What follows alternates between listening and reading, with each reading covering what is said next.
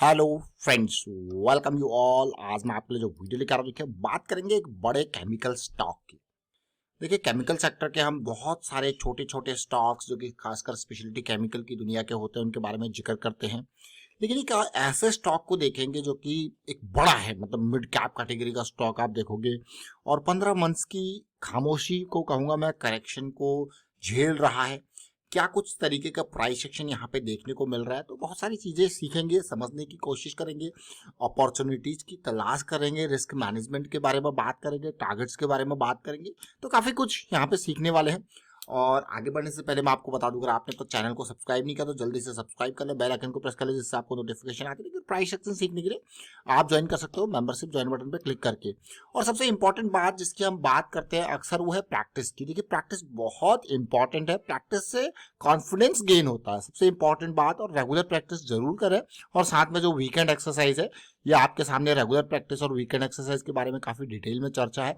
और दूसरी इंपॉर्टेंट बात की प्राइस किस टाइम फ्रेम पे साइकिल स्टार्ट हो रही है, वो सारी चीजें, how to filter stock, how to scan stock, जो कि 2000-3000 के स्टॉक से आपको हटा के 200-300 स्टॉक्स आपको देखने पड़ेंगे। वो आपको बता देगा कि कैसे आपको उन स्टॉक्स के ऊपर फोकस करना है जहाँ पे अभी साइकिल स्टार्ट है, जो दूर नहीं गई, साइकिल स्टार्ट है। तो चलिए समझते हैं डिटेल में। अभी रिसेंटली हमने जिस स्टॉक की जिक्र किया था, चर्चा किया था लास्ट वीडियो में, वो जियोजीत फाइनेंशियल सर्विसेज था। जियोजीत फाइनेंशियल सर्विसेज को अगर आप देखोगे तो किस तरीके से यहाँ पे डेली पे प्राइस साइकिल स्टार्ट हुई, आज किस तरीके से 60-70% की रैली ये दे के गया।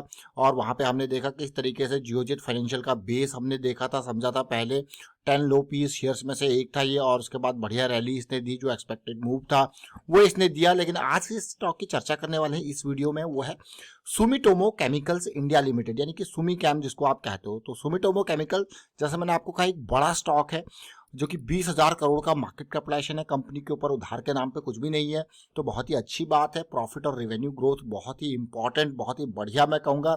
आप खुद देख सकते हो रेवेन्यू किस तरीके से कंपनी पैसा छाप रही है, प्रॉफिटेबिलिटी को आप देख सकते हो। तो बढ़िया, सारी चीजें बेहतरीन है। लेकिन उसके बावजूद भी स्टॉक जो है वो करेक्शन, जिस तरीके से आपको देखने को मिलता है कि बार बार अच्छे स्टॉक्स में भी करेक्शन का टाइम चलता है, वो सुमिटोमो केमिकल में अभी चल रहा है। तो सबसे पहले मैं सुमिटोमो केमिकल का वीकली चार्ट आपके सामने रखूंगा।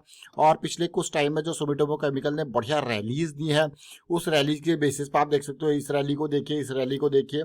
और एक इंपॉर्टेंट जोन ये लेवल था पिछले कुछ टाइम से। अगर आप देखो वीकली चार्ट पे, जैसे मैंने आपको कहा कि पिछले 15 महीनों से खामोश बैठा है।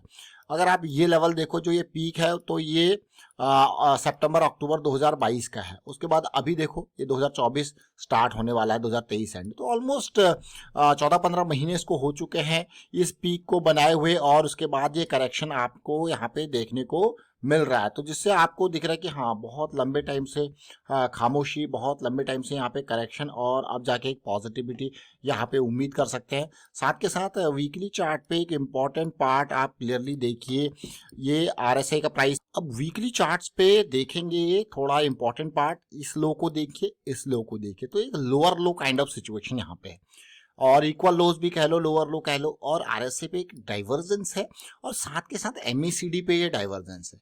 जब ऐसी सिचुएशन किन्हीं दो लोज के बीच हमें देखने को मिलती है, अगर इस लो को देखो तो ये अप्रैल मई 2023 में, और ये लो अगर आप देखो भी रिसेंटली ऑलमोस्ट 5-6 महीने के अंतराल में, 4-5 महीने आप लगा लीजिए, ये बने हैं दोनों लोज, ठीक है। अब ये दोनों लो में आपको एक डाइवर्जेंस दिखता है, और जब भी हम आपको कहते हैं कि डाइवर्जेंस हमें दिखता है, तो हमें एक अपॉर्चुनिटी तलाश होती है। लेकिन उसका हम इंतजार करते हैं। किस चीज का इंतजार करते हैं? हम छोटे टाइम फ्रेम में जाते हैं और साइकिल का इंतजार करते हैं कि भाई कब वो बुलिश साइकिल स्टार्ट होगी। देखिए पिछली बार, अभी अगर मैं दोनों लोज को देखूं तो एक लो कौन सा, अब मैं छोटे टाइम फ्रेम पे चला गया डेली पे, एक लो तो ये है और दूसरा लो ये है। तो अब इन दो लोज को आपने देखा, तो साइकिल कब स्टार्ट होगी, अब जाके कहीं देखने को मिल रहा है। ये साइकिल अभी भी नहीं स्टार्ट हुई है।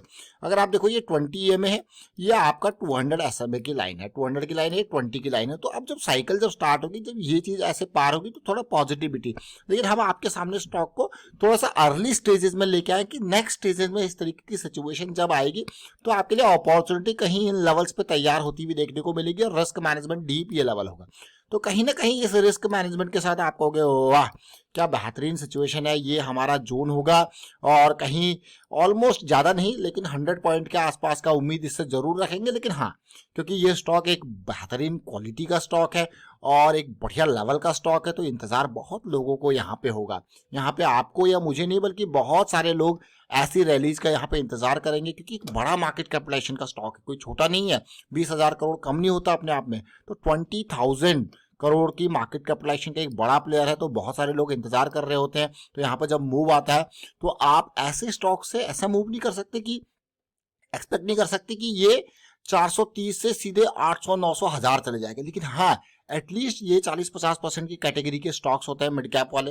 जब स्मॉल कैप में हम दोगुना तिगुना वो एक्सपेक्टेशन रख सकते हैं, क्योंकि वो छोटे मार्केट कैपिटलाइजेशन होता है, उसमें थोड़ा सा पैसा अच्छा खासा मूव उस स्टॉक में दिला सकता है। लेकिन जैसे जैसे मार्केट कैपिटलाइजेशन बढ़ती रहती है वैसे वैसे उस स्टॉक से एक्सपेक्टेशन भी परसेंटेज की टर्म्स में थोड़ा कम होता रहता है कि हाँ, लेकिन फिर भी in comparison to large cap mid cap category में जो पोटेंशियल होता है वो कहीं ज़्यादा होता है। उस रैलीज का पोटेंशियल की एक बड़ी रैलीज आपको देखने को मिल सकती है। ये देखिए यहाँ पे बेरिश साइकिल, बुलिश साइकिल में टर्न, बुलिश साइकिल यहाँ से स्टार्ट होती है, बढ़िया रैलीज आपको देखने को मिली। तो अगर मैं पास्ट की रैलीज को देखूँ साइकिल के बाद, तो अगर यहाँ पे देखो तो ये 50% की थी, और अगर यहाँ पे देखो साइकिल के बाद की रैली तो ऑलमोस्ट 30% की थी।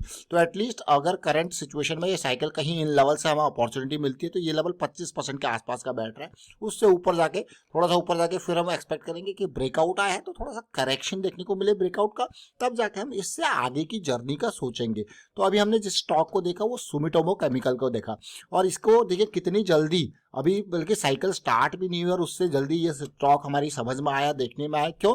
क्योंकि ये स्टॉक किस तरीके की सिचुएशन बना रहा है, किस तरीके के डाइवर्जेंस दे रहा है, वो भी इतने बेहतरीन तरीके के फंडामेंटल होते हुए, और एक डेट फ्री स्टॉक होता हुआ, ना के बराबर का डेट मैं इसको कहूंगा, ऑलमोस्ट डेट फ्री स्टॉक, इस तरीके की केमिकल कंपनी जो कि एक छुपी हुई मैं इसको अभी कहूंगा, और एक जबरदस्त प्रॉफिट ग्रोथ और रिवेन्यू ग्रोथ के साथ एक क्वालिटी वाला स्टॉक आपको देखने को मिल रहा है सुमिटोमो केमिकल के नाम पे।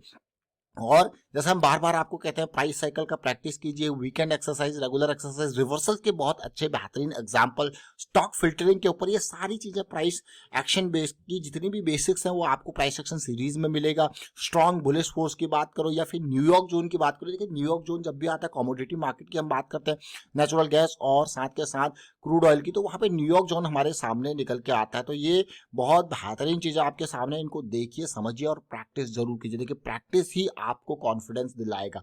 और सबसे इंपॉर्टेंट बात जो बार बार हम कहते हैं रिस्क मैनेजमेंट की, जैसे हमने यहाँ पे भी लास्ट वीडियो में भी कहा था, मान लो मैं 48 पे एंट्री ले रहा हूँ with a stop loss of 45, तो आपको पता है भाई 3 पॉइंट का रिस्क है, और गेन की प्रोबेबिलिटी देखिए रिस्क की, अगर डीप स्टॉप लॉस की बात करते हैं तो यहाँ पे देखिए 42, उससे भी डीप स्टॉप लॉस की बात करते हैं तो 38, तो देख रहे हो 48 और 38 10 पॉइंट का। तो this is risk management part, this is again very important thing in stock market, क्योंकि मार्केट डायनेमिक है, यहाँ पे कुछ भी गारंटीड नहीं है। तो रिस्क मैनेजमेंट को हमेशा प्रायोरिटी दें। वाइंड अप करता हूँ वीडियो को, आप शेयर कीजिए, लाइक कीजिए, प्राइस एक्शन सीखते रहिए, प्रैक्टिस करते रहिए। Thank you for watching the video.